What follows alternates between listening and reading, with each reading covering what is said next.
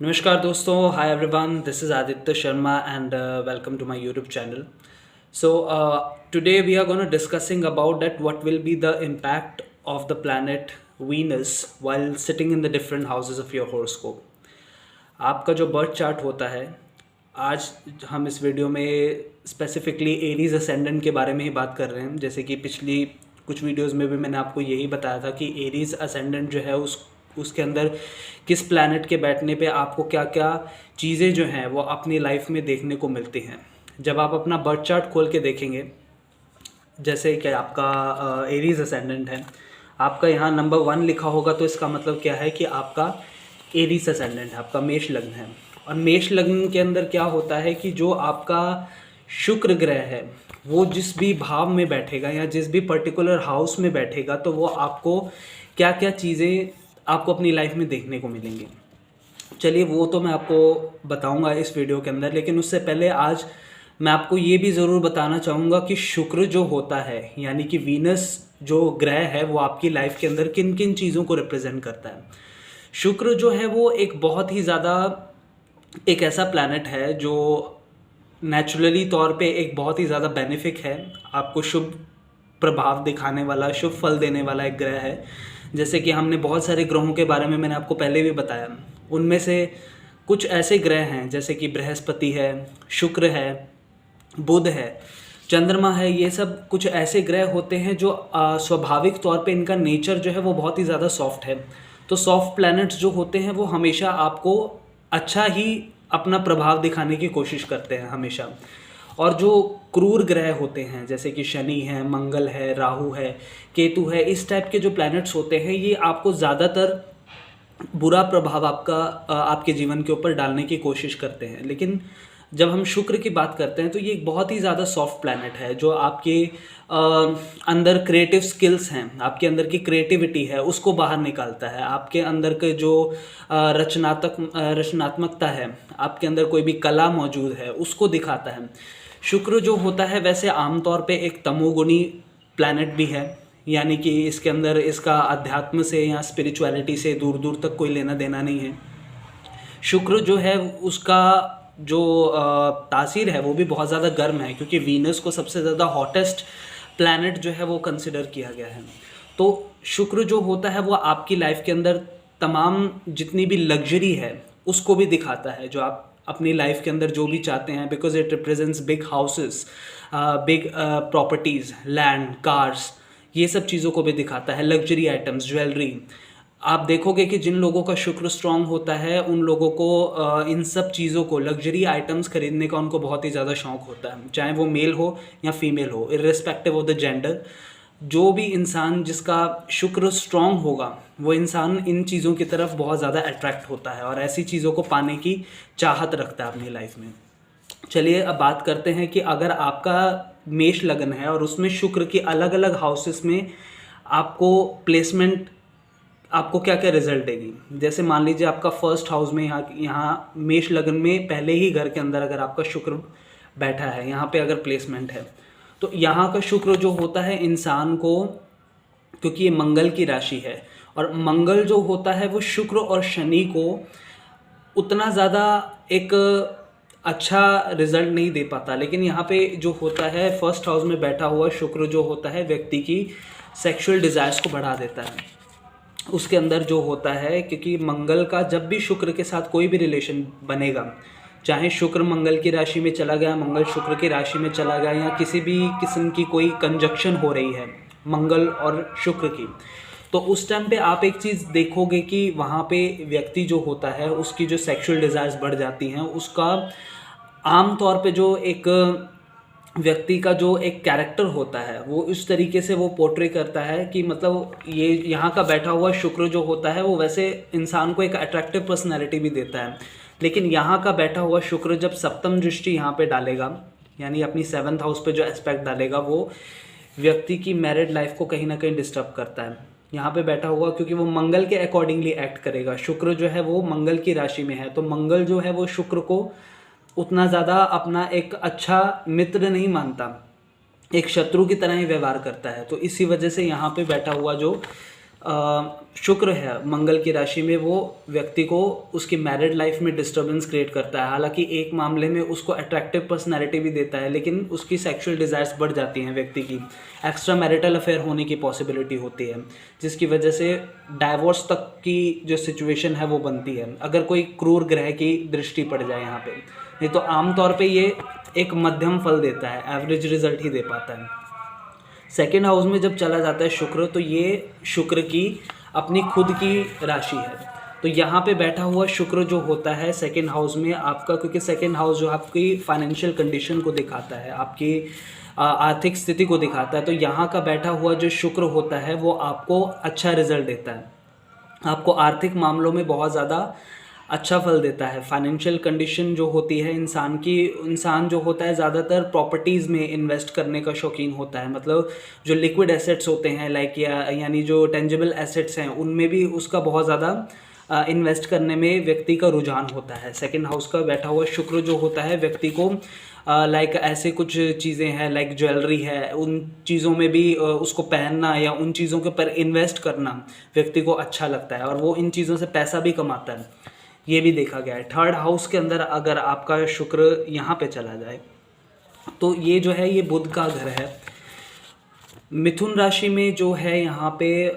शुक्र आपको उतना अच्छा रिजल्ट नहीं दे पाता। इंसान जो होता है वो अपनी पर्सनैलिटी को लेकर के उसके अंदर एक इन्फीरियरिटी कॉम्प्लेक्स जो है वो डेवलप हो जाता है, वो अपने आप को दूसरों के कंपैरेटिवली अपने आप को कम आंकने लगता है,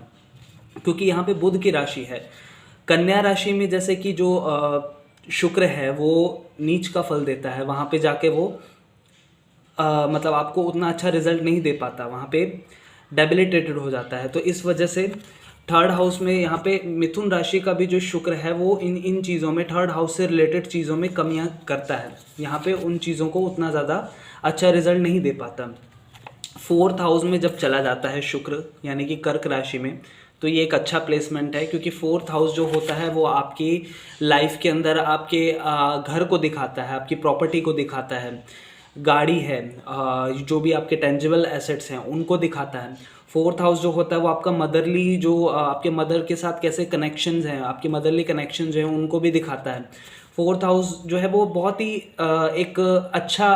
घर कहा गया है, क्योंकि ये केंद्र का स्थान है, और यहाँ पे बैठा हुआ शुक्र जो है वो एक शुभ प्रभाव दिखाने में समर्थ होता है। तो यहाँ पे बैठा हुआ शुक्र जो होता है वो आपको अच्छा लाइफस्टाइल देता है। ऐसा इंसान चाहता है अपनी लाइफ के अंदर काफ़ी अच्छा लाइफस्टाइल की रखने की चाहत रखता है वो इंसान, और वो अब कैसा होगा वो डिपेंड कर जाता है आपके 10th हाउस पे भी, क्योंकि 10th हाउस में यहाँ पे जब दृष्टि जाएगी शुक्र की, सप्तम दृष्टि, तो वो आपके करियर में भी अच्छा करता है। ऐसा इंसान जो होता है वो वीनस से रिलेटेड कोई ना कोई करियर अपना शुरू करना चाहता है, मतलब ऐसी चाहत रखता है। लाइक जैसे कि शुक्र जो होता है वो आमतौर पर लग्जरियस आइटम्स को दिखाता है, लाइक शुक्र से रिलेटेड बहुत सारे ऐसे कुछ क्रिएटिव प्रोफेशंस होते हैं, लाइक इंटीरियर डिज़ाइनिंग हो गया, या फिर मतलब इंटीरियर डेकोरेशन है, या मतलब फैशन डिज़ाइनिंग है, ऐसे ऐसे कुछ प्रोफेशंस की तरफ इंसान का झुकाव होता है, वो चाहता है ऐसे फील्ड में अपना करियर बनाना। फिफ्थ हाउस में जब शुक्र चला जाता है तो यहाँ पे शुक्र की प्लेसमेंट जो है वो उतनी अच्छी नहीं मानी गई है, क्योंकि फिफ्थ हाउस जो है यहाँ पे लियो साइन में है। सिंह राशि जो है उसका स्वामी शुक्र बनता शुक्र जो है वो फिफ्थ हाउस में चला जाता है, तो माफ़ कीजिएगा, इसका जो स्वामी है वो सूर्य बनता है लियो साइन का। तो यहाँ पे बैठा हुआ भी जो शुक्र है वो आपको उतना अच्छा रिजल्ट नहीं दे पाता, क्योंकि यहाँ पे जो शुक्र की जो पॉजिटिविटी है, उसकी जो एक अच्छी एनर्जी है, उनको कहीं ना कहीं एग्जॉस्ट कर देती है यहाँ पे सूर्य की जो पावर है, उसकी एनर्जी है। तो फिफ्थ हाउस में बैठा हुआ भी जो शुक्र है यहाँ पे उतना अच्छा रिजल्ट नहीं दे पाता, आपकी एजुकेशन में कुछ ना कुछ जो है वो मतलब प्रॉब्लम्स क्रिएट करता है। यानी फिफ्थ हाउस में जो है एक एवरेज रिजल्ट तो मैं नहीं कहूँगा, बल्कि ज़्यादातर मोस्टली आपको बुरा फल देने की कोशिश करता है। लेकिन फिर भी फिफ्थ हाउस जो होता है वो त्रिकोण भाव भी है, तो कुछ कुछ मामलों में अच्छा रिजल्ट भी देगा अगर अकेला बैठा है। तो अगर मान लीजिए कि अगर सूर्य के ही प्रभाव में आ गया तो फिर सूर्य यहाँ पे डोमिनेट कर जाएगा शुक्र को, तो उसकी एनर्जी कहीं ना कहीं कम पड़ जाएगी, या अन्य किसी पाप ग्रह उसके इफेक्ट में आ गया, जैसे शनि है, राहु है या केतु है, तो उस टाइम पे भी शुक्र जो है वो अपनी पॉजिटिविटी को खो देगा। अगर मान लीजिए कन्या राशि में यहाँ पे आ जाता है 6th हाउस में, तो 6th हाउस जो होता है वो आपके हेल्थ रिलेटेड प्रॉब्लम्स करता है। यहाँ पे ये पॉसिबिलिटी बन जाती है कि व्यक्ति को जो है कोई सेक्सुअल डिजीज़ होने की पॉसिबिलिटी बन जाती है, क्योंकि कन्या राशि में यहाँ पे नीच का हो जाता है शुक्र, आपको उतना अच्छा फल नहीं दे पाता है। यहाँ पे ज़्यादातर जो होता है व्यक्ति जो होता है अमूमन अपनी ज़िंदगी के अंदर हेल्थ रिलेटेड प्रॉब्लम से जूझता रहता है, उसके मल्टीपल जो है वो रिलेशनशिप्स हो जाते हैं, जिसकी वजह से उसको कोई ना कोई ऐसा सेक्सुअल डिजीज़ होने की पॉसिबिलिटी बन जाती है यहाँ पे। तो यहाँ पे जो शुक्र होता है वो अच्छा फल नहीं दे पाता 6th हाउस में। अगर 7th हाउस में चला जाए तो यहाँ पे जो है शुक्र की अच्छी प्लेसमेंट है, क्योंकि एक तो केंद्र स्थान है और ऊपर से शुक्र की अपनी खुद की भी राशि है। तो तुला राशि के अंदर यहाँ पे बैठा हुआ जो शुक्र होता है वो आपको एक अच्छा रिजल्ट देने में कारगर होता है, क्योंकि 7th हाउस जो है वो आपकी पार्टनरशिप का है, आपके मैरिज का है। तो यहाँ का बैठा हुआ शुक्र जो होता है वो आपको एक अच्छा रिजल्ट दे पाता है। 8th हाउस के अंदर अगर चला जाता है यहाँ पे, तो यहाँ पे अगेन मंगल की राशि है, जिसकी वजह से इंसान की सेक्सुअल डिज़ायर्स को शुक्र यहाँ पे बढ़ा देगा, जिसकी वजह से ये मैरिड लाइफ में प्रॉब्लम क्रिएट करता है। और उसके अलावा बहुत सारी ऐसी चीज़ें हैं, लाइक आपके जो मतलब 8th हाउस जो होते हैं वो आपके हिडन आपके एनिमीज़ को दिखाता है, आपकी हिडन हेल्थ रिलेटेड प्रॉब्लम्स जो है, डिजीज़ है, उनको दिखाता है। तो इन सब चीज़ों से रिलेटेड प्रॉब्लम्स जो है वो यहाँ पे बैठा हुआ शुक्र जो है उन चीज़ों को बढ़ा देता है। और मंगल की राशि में चूँकि वैसे भी शुक्र जो है वो मंगल के अकॉर्डिंगली एक्ट करेगा, और मंगल जो है वो शुक्र के साथ उतनी अच्छी कंपैटिबिलिटी नहीं रख पाता है, तो इस वजह से यहाँ पे भी एक बुरा फल देने की कोशिश करता है यहाँ पे शुक्र। अगर यहाँ पे 9th हाउस में चला जाए तो यहाँ पे बैठा हुआ शुक्र जो होता है वो अच्छा होता है। वैसे बृहस्पति की राशि में है, बृहस्पति और शुक्र का नेचर जो है वो एक दूसरे से बहुत ज़्यादा अलग है, लेकिन फिर भी 9th हाउस में बैठा हुआ शुक्र जो है वो एक अच्छा रिलेशन बनाता है, क्योंकि धनु राशि के अलावा जैसे मीन राशि होती है, यहाँ पे शुक्र उच्च का होता है, तो यहाँ पे अच्छा फल देता है। अगर 10th हाउस की बात करें यानी कि मकर राशि में, तो यहाँ पे जो होता है यहाँ पे भी आपको एक अच्छा रिजल्ट दे पाता है, क्योंकि शुक्र जो होता है वो शनि की राशि में बैठ के यहाँ पे एक अच्छा रिलेशन बनाता है और केंद्र स्थान में है। तो 10th हाउस में वैसे भी ये पॉसिबिलिटी है कि वो आपको लाइफ के अंदर जो है वो काफ़ी ज़्यादा आपको एक अच्छा करियर देता है। ऐसा व्यक्ति जो होता है अपने करियर के अंदर अचीवमेंट करता है, काफ़ी जो है उसको एक सक्सेसफुल लाइफ वो जी पाता है वो अपनी ज़िंदगी के अंदर। यहाँ का शुक्र जो होता है वो व्यक्ति को बहुत ज़्यादा कुछ ऐसी इंडस्ट्रीज़ हैं, लाइक कॉस्मेटिक्स है, फैशन इंडस्ट्री है, इंटीरियर डिज़ाइनिंग है,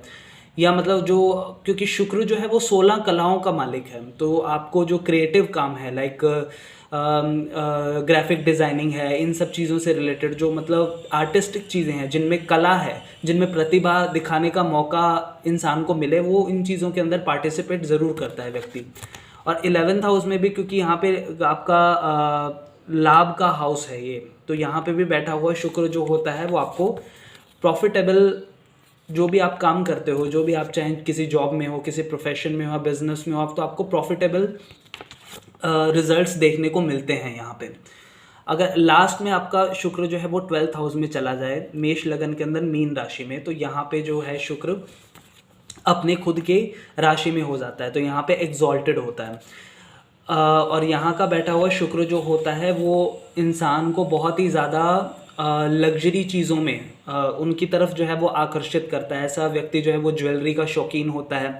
अच्छे कपड़े पहनना, अच्छा खाना, अच्छे जो they want the finest things in their life, यानी उनका जो होता है झुकाव ज़्यादातर मटेरियलिस्टिक चीज़ों की तरफ उनका झुकाव होता है। 12th हाउस जो होता है वो मोक्ष का भी होता है। यहाँ पे एक प्रॉब्लम ये क्रिएट करता है कि कभी कभी व्यक्ति जो होता है स्पिरिचुअलिटी के पाथ की तरफ जाने से या मोक्ष की तरफ जाने से जो है वो इंसान भटक जाता है। अगर अकेला शुक्र बैठा है यहाँ पे, अगर मान लीजिए बृहस्पति के साथ बैठ गया, क्योंकि बृहस्पति अपनी खुद की राशि में हो जाएगा, या मतलब किसी अन्य और सॉफ्ट प्लैनेट के साथ बैठ जाता है, तो यहाँ का बैठा हुआ शुक्र जो होता है व्यक्ति को वो अच्छे कामों के ऊपर भी जो है काफ़ी ज़्यादा अपना पैसा खर्च करता है और पॉजिटिविटी की तरफ ही ज़्यादातर वो इंसान अपनी लाइफ में जाता है। तो ये कुछ ऐसी चीज़ें आपको देखने को मिलती हैं जब आपका मेष लगन होता है, आपका एरीज असेंडेंट में जो वीनस है वो अलग अलग हाउसेस में बैठ के आपको ऐसे ऐसे रिजल्ट्स आपको देखने को मिलते हैं। लेकिन मैंने आपको चूँकि बताया पिछली वीडियोस में भी और इस वीडियो में भी आपको बता रहा हूँ कि ये सिर्फ एक जनरल प्रिडिक्शन है, यानी कि अकेला जब वीनस इन हाउसेस में बैठता है तो ये आपको रिजल्ट ऐसा देखने को मिलता है। लेकिन जब कोई और प्लैनेटरी कंजक्शन हो जाता है, किसी अन्य ग्रह के साथ बैठ जाता है या किसी अन्य ग्रह की दृष्टि पड़ जाती है, तो वो सब चीज़ें भी देखी जाती हैं और उससे जो है आपका जो प्रभाव होता है ग्रहों का उसमें कोई ना कोई अंतर आ सकता है। तो ये एक जनरल प्रेडिक्शन था जो मैंने आपको बताया कि एरीज असेंडेंट में वीनस का क्या प्रभाव होता है। सो आई होप आपको काफ़ी चीज़ें जानने को मिली होंगी।